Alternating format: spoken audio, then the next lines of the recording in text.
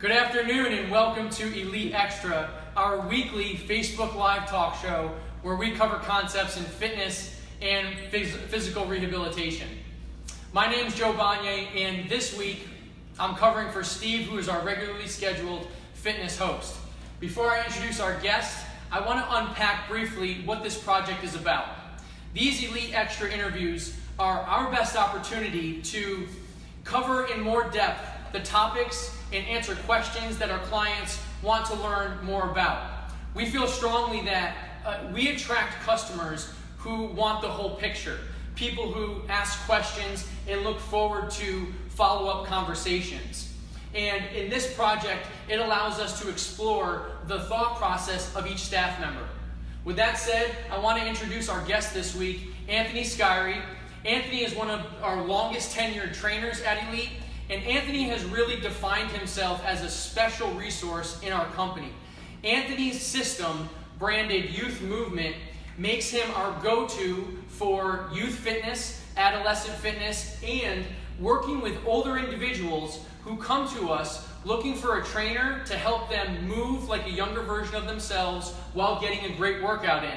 And I think that's enough for me. I want to turn it to Anthony now.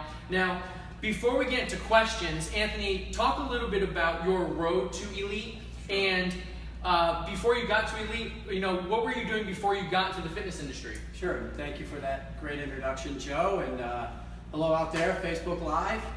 My path was not the conventional path, so it was not the straight-on path where I went to school for exercise physiology or kinesiology. Before I came into the field, I was, out of college, I was in sales for about a year, hated it, wearing a suit and tie. Then moved to Breckenridge, Colorado, became a ski bum for a couple of years. Did things like working for the forestry, cutting trees, working on the mountain at Breckenridge. Then came back home, did some, more laborious type jobs, painting, and decided I wanted to move down to Florida and work on boats and travel the world. Bought a one-way ticket, stayed with a friend's house, and just started pounding the pavement down there. Found out I didn't like it. It was too confining, too many rules. Came back home, and finally I had that aha moment. I got my first weight set in 7th grade. I had my parents that bought me the Joe Weider weight set. So fitness was something it was always ingrained in me. No one had to ask me to exercise. I just loved doing it, and it was a great way for me as a mood stabilizer. So fitness from the time I was pre-teen was something always part of my life, something I was interested in. And then finally at about year 2000, it had that aha moment, said, I like being with people, I like training. I think this is a field I should dip my toe in, and haven't looked back since then.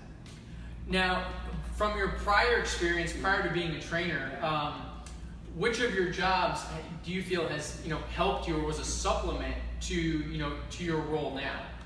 Well, oddly enough, maybe not oddly, doing some improvisation comedy, because doing that and that's something I'm still really working on, is being a good listener. So in our field, in the service industry, we have to listen to people, because we can't just, I want to do this with you, and if they don't like doing any of that stuff, then they're going to have a terrible experience. So it's really, improvisation taught me to listen. It also taught me that what it's like to fall on your face when you really don't do well and things don't go well. So it had to teach me with adversity and thinking on my feet, and just being comfortable in my skin. So that's something I'm still in that journey and process of really trying to find out more of who I am, so that I can be the best version of myself, so that then I can help my clients and people I work with be the best version of them.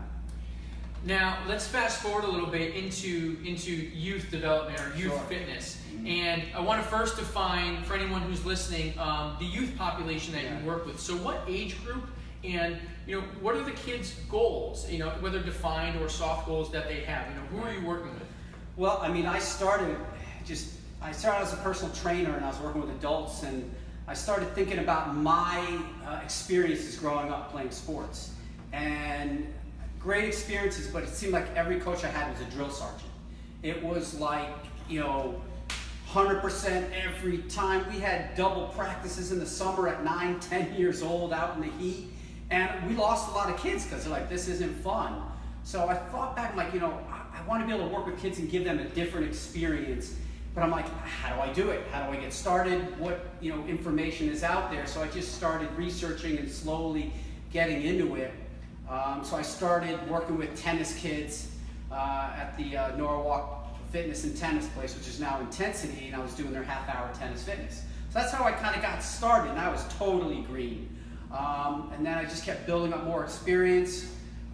Worked up in Ridgefield for 5 years, heading our athletes department there, our young athletes. So we work with kids from 3 to 5 years old, our active start, 6 to 9 years old, which is our fundamentals, then our 10 to 12-year-olds learning to train, and then our high school athletes, and then collegiate athletes. So I've worked with all ages, and they all need the same things, just different intensities, different volume.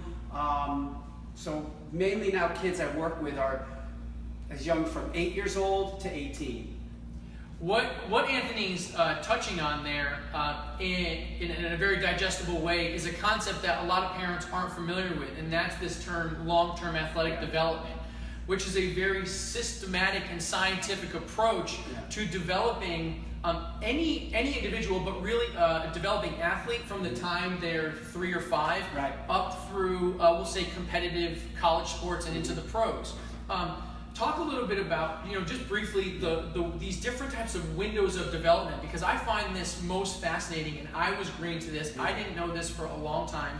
It's really, we're really on the forefront of this science now, and it's something that's new. So talk about those windows of development. Yeah, so it's something, long-term athletic development. When I first saw it, and then I read on it, and a lot of this stuff was coming out of Canada. Canada's really at the forefront of this research, and actually having a system in place within each province, from PE to also recreational for kids aren't, maybe seriously in sports, through adulthood, old age.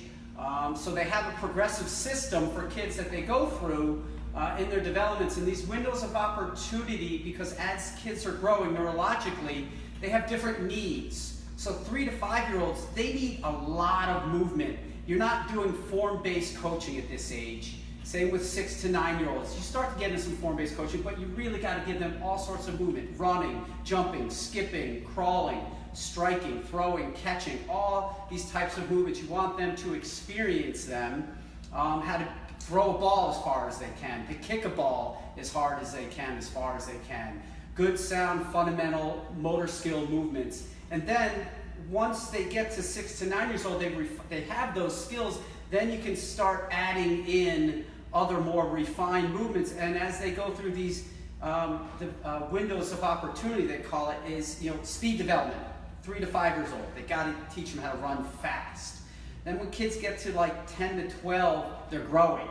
So now you got to back off some of the speed training. You got to give them more of suppleness and flexibility, good fundamental, like foundational strength training, pushing, pulling, squatting, lunging, things like that. So when they come out of that growth spurt, boom, you can go right into now adding more complexity to their training, where you're doing more neuromuscular training in that age group. But then as they get to that 13, 14, now you can start adding in, sprinkling in more strength training, as we call it, using whether body weight or external weight. So it's not rushing that development.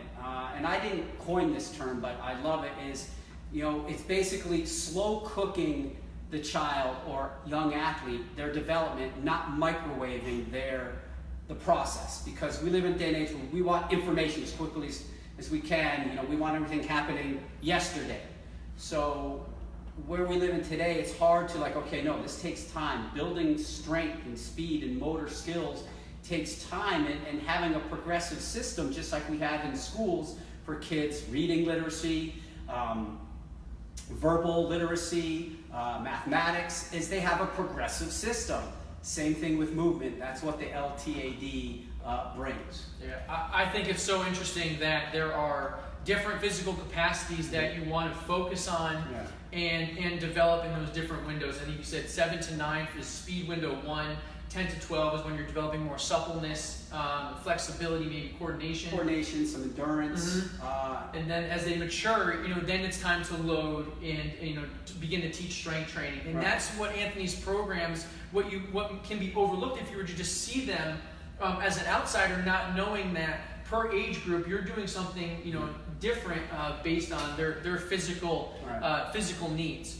Now, this being a youth fitness specialist is fitness itself is in its infancy as a profession, and being a youth fitness specialist is certainly being the new guy on the scene.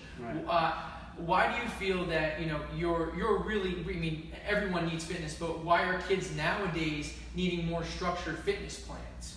Well, because we live in an age now, technology is upon us, and it's not going to go away. So kids nowadays are using technology. They have their heads down in their iPhones, in their iPads, and computers, video games.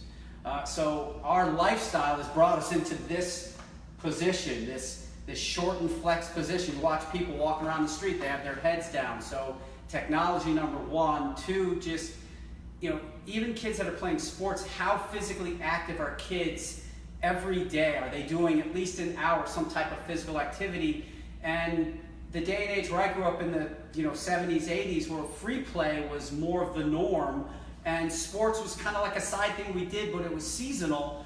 So we were active throughout the day. We'd be gone for the whole day, and mom would be like, okay, just be back by dinner time. So those days are kind of gone, and everything is more structured. So kids do need a more structured plan of, okay, what do we need to undo? Because a lot of times we're not going to see them for a great amount of time. We might have a very short window where we see that young child or young athlete, developing athlete. So we have to give them lots of different things for movement-wise to kind of unwind all the sitting that they're doing, all the sedentary things that they're doing throughout the day, even the kids playing sports. Now, let's dial into your youth population. Those, we'll say 8 to 13-year-olds really now? Just trying to paint a picture for the audience. 8 to 18. 8 to 18. Yeah. Now, one thing I think everybody agrees nowadays is that youth, adolescents, teenagers are booked solid. Yeah. Maybe to the degree of being overscheduled. Yeah. Now, as a private personal trainer, how do you differ from other people throughout an adolescent stage, just telling them what to do? How do you not become just another stop along their schedule where adult is telling them what to do? How do you combine the discipline with the free play or the nature of the free play that they're missing? It's a good question, and part of that, my philosophy is I want to give them ownership in the process, in the session, because they're told throughout their days, from the minute they get up, what to do, where to go. They have people telling them what to do. So I'm still going to be there to guide and facilitate, but I want to give them some ownership in the process during the session. Again, make sure it has to be smart, simple, and safe. Things within reason. So when you give them a little ownership of that process, they're like, oh my God, I tell them from day one, this session is just as much your session as it is mine. So we're going to co-create in this together, and trying to meet that person where they're at. What do they need? How much time do I have with them? Because I might only have a couple sessions with them. So what we're going to accomplish is have to be like really squeezed or compressed into a short amount of time logistically. And our reality is we just sometimes, I would love to have kids for 6 months to 5 years, from 12 years old through high school, to see them develop, to be able to progress them and really have a plan and back into it based on their goals. So if I have an 8-year-old, the session's going to be much different than if I have an 18-year-old. But I want to build kids' confidence. I want to give them more, also competence. Competence meaning they know what's the difference between a hop, a jump, and a leap, for instance. What is a squat as opposed to a hip hinge? What's a lunge? Things like that. Throwing, it's like, do they know what these things are? That's the competence, and this is where physical literacy comes in, is so that now I want to give them a movement toolbox, because the way you move is how you express yourself, just like when we verbally express ourselves, or even nonverbal language. And the more confidence we can have with how we move, that'll give more competence. And the more tools we have in our toolbox, different movement capabilities, which is going to give kids more motivation to want to continue to be physically active, and then the knowledge and understanding part with that, and then that they can continue that throughout their life course, which again I just described physical literacy. For sure. So I hope I answered that, but we can continue. Absolutely, and I'm going to give you, we're going to go kind of off the cuff here, Sure. and I'm going to put you in your most difficult situation that I've seen Anthony in as a professional, and that is having to articulate the benefits of his program to the parent of the 13-year-old, the 13-year-old who's not flexible, who's under conditioned, who's not strong, but they need to get fast in a month for some sport. What, and not trying to sell anything right now, if you're able to be honest with that parent, what are you going to say to that parent, whether, again, their son or daughter is 13, 14, 15, and they seem to be in a hurry to crush their kid, to really make them sweat. Right. You find parents who really have that enthusiasm for physical punishment in their kids, and their kids are really underprepared. What do you, if you don't have to sell anything, what are you going to tell that parent? Well, I want to be honest with them, because if I've looked at them, how they move and assess them, one is because a lot of parents will say, my kid is slow, so you could be doing any speed drills with them and, that type of technique. And I'm like, well, yeah, we could put cones and ladders down all day, but your young son or daughter, they need to get stronger. So we need to build, more efficiency through their movement and get them stronger. So we need to work on foundational strength training. I'm gonna stop right there. I'm sorry to interrupt. I want you to right there explain, just really simply, why strength is the key to speed. Okay, so why is strength the key to speed? So if you're someone who can't do a push-up, who's very floppy, okay? So think now, speed, you have to be able to push into the ground. Okay, in order to generate power, to run faster, to hit a ball farther, you have to generate power through your feet, up through your legs and hips, and then up through your torso. So if you're floppy and weak and you can't do a push-up, you can't do a pull-up, and you can't even squat, then we're just putting the cart before the horse. So we have to build that strength. So the more strength we have, and we can express that strength through then now, our child can now integrate being able to run faster because their legs are stronger, their whole body is connected, their upper body's stronger. There's nothing segmental in our body. Everything is connected. So the stronger my upper body is, my cylinder, the stronger my hips are, my legs, that's going to connect and make me faster. So when I'm running, as the arms go, the legs go. So I have to be stable and strong to do that in order to be fast. So that's why strength is critical. If you want to be faster, we got to build strength first. Then we can add the components of speed. And supplementary to that, I think you kind of touched on it. Explain why range of motion is going to be adjacent or cooperative with strength prior to getting into those speed training drills. Just touch on it. Yeah, range of motion is huge, because if your shoulders are very stiff or the hips are very stiff, then again, being able to run, jump, things like that are going to be very limited. You can still teach a person to run and jump even though they have limited shoulders and hips, but that's going to, again, the shoulders and the spine and the hips are all connected.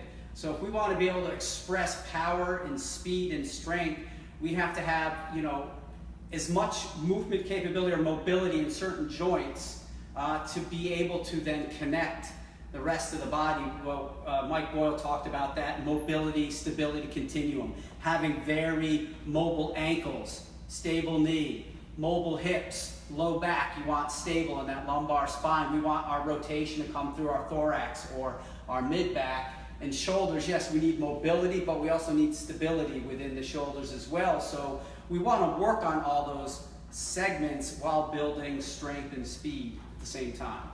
Now I'm gonna rewind back to Anthony's intro, and he alluded to that he got into fitness. His enthusiasm was really connected to the way his workouts made him feel, his mood. Yeah. And this is something that maybe as I've gotten older, I know I'm not that old, but I've found myself valuing fitness and at least a regular routine, not systematic programming or any specific exercises, but just sticking to something regularly each week and how it affects my mood, and once it's absent, how worse I feel. What would you tell parents about the importance of exercise on how their kids are really interacting with the rest of their day and feeling about themselves? Well, again, physical movement is tied to, again, the mind-body connection. We're embodied beings. We're an embody as object and as embody as lived, to get on the philosophical side of physical literacy. So the more we move, think about how many people out there, adults out there, when they do their morning workout and then they have to go to work, you're ready to tackle the day, the stresses of life. So exercising, being able to break a sweat is one of the best mood stabilizers out there, better than any drug. So, and again, kids, it's been tied to, research-wise, the more physically active they are, the better academically they are. And again, the more confidence and competence they have, then it's going to bleed into other areas of life. Academically, kids shown to do much better in school the more physically active they are. And then they're also able to relate to and socialize with their peers a lot better as well. So exercise, again, PE's had a big knock over the years, but PE is just as critical as math and science and everything out there, because how we move is how we express ourselves, and the better we feel about ourselves, then we're going to be able to go out there into the world and express ourselves and to tackle the stresses in life the more active we are. Yeah, I think for anyone who's scientifically connected or enthusiastic, the easiest non-pharmacological way to increase things like brain-derived neurotrophic factor, BDNF, serotonin, dopamine, and the catecholamines. If you have those 4 or 5 things flowing in your body, you feel good, you're thinking better, and you're moving better. They all work together. And for an adult, if you hopped on the treadmill for 20 minutes, you can't help but feel better, because those physiological chemicals are going to be flowing through our body, and the same thing happens for kids. And so all you have to do is get them moving, and they begin to change. Now let's talk about some of the challenges of the contemporary youth. Okay, so the 8 to 18-year-old in 2018. Do you find what are just any challenges? The biggest challenge today is kids. The competition. They're playing so many games, competition, and not doing enough general physical preparation. So today, a kid has the opportunity to, specialization has become a big thing. So if a kid loves soccer, he can play soccer year-round, play rec league, then play on a summer travel league, and that's all they do.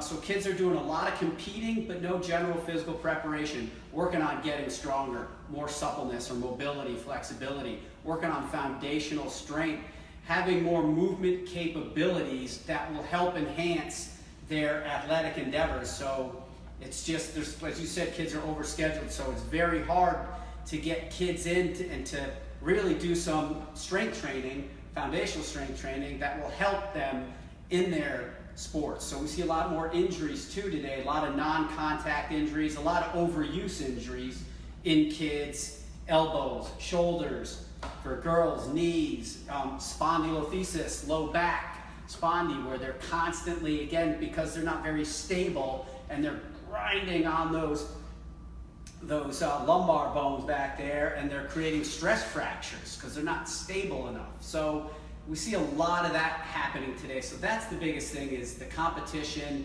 and the year-round sports. And I don't know if either of us have a good answer for this yet, but one thing that we can't relate to yet, I don't know if people are watching, they know Anthony is a new father of the most amazing baby, Gia. Thank you. Seriously, the best. Now, you've probably had the thought about how you're going to raise possibly a young athlete, or maybe somebody who at least wants to participate in sports, and you're going to have to provide that some kind of balance in her life. Switching gears a little bit, we know that a lot of parents are having to I don't want to use the word deal with, but deal with kids who are being pressured, for lack of a better word, to play the same sport in multiple seasons. Right. Either that's because of competition, because of a certain coach that kind of does travel and school, right, or because of friends. Right. What do we say to kids who come to their parents and say, you know, I have to play on that travel team, and the parent is educated, they're self-educated, right, they know that the continuous year round is not doing anything good for their bodies. What do you think we can do? Well, I think it's important. It does start with you, the parents out there, because I talk to my friends who have kids ranging from 7 years old to teenagers, and I talk with them about the pitfalls and the things that they deal with. I have a friend who, his 7-year-old's a really good hockey player, and he made this really big time travel team. They were going to be 7 years old. They're going to be traveling the country. And him and his wife, they were like, whoa, wait a second, this is crazy. So they said, you know what? No, we're going to pull him out of that. He doesn't need that. We want him to spend the summer just being a kid, just running, playing other sports, and just being a 7-year-old. So I think it really has to start with the parents of like, okay, pulling things back and saying, you know what? If your kid is 7 years old, 10 years old, 11 years old, it's not going to be the end of the world if they don't play in that summer travel team. It's okay to just be recreational, be a kid, use other muscle groups, use it for recovery. So it has to start there. And I know there is a lot of pressure because some coaches say, hey, if you want your kid to stay on this team or continue with us, you know, I expect to see him here on this team and I don't want him playing other sports. So that's a shame that still happens. And I don't think any kid should be put in that situation where they have to choose between another sport because a coach is saying, hey, I want you to play this. And so if it's like, say, fall and they want to play soccer, but they want them in their travel team, baseball will say, it's a tough one. And I don't have the 100% answer, but I do think parents have to educate themselves as best they can to, you know, having balance in their child's life where you're not overscheduling, where you feel, oh my God, if I don't do this, they're going to miss out, because they're not going to miss out. If they're 16 or 17 years old and they're serious about that sport, or they're a teenager, that's when you start thinking about specializing. Not when kids are prepubescent, when they're 7, 8, 9, 10 years old. But as they get towards 8th, 9th grade, that's when you can start thinking about, okay, if my son or daughter loves playing this one sport, then you can start thinking about that. Yeah, I remember, you know, my parents, prior to long-term athletic development or the evolution of this science, they just felt, and they called it common sense, was, you know, you played football or basketball to get in shape for baseball. I remember those words. Yeah. I remember my parents saying that. You know, you played 3 sports.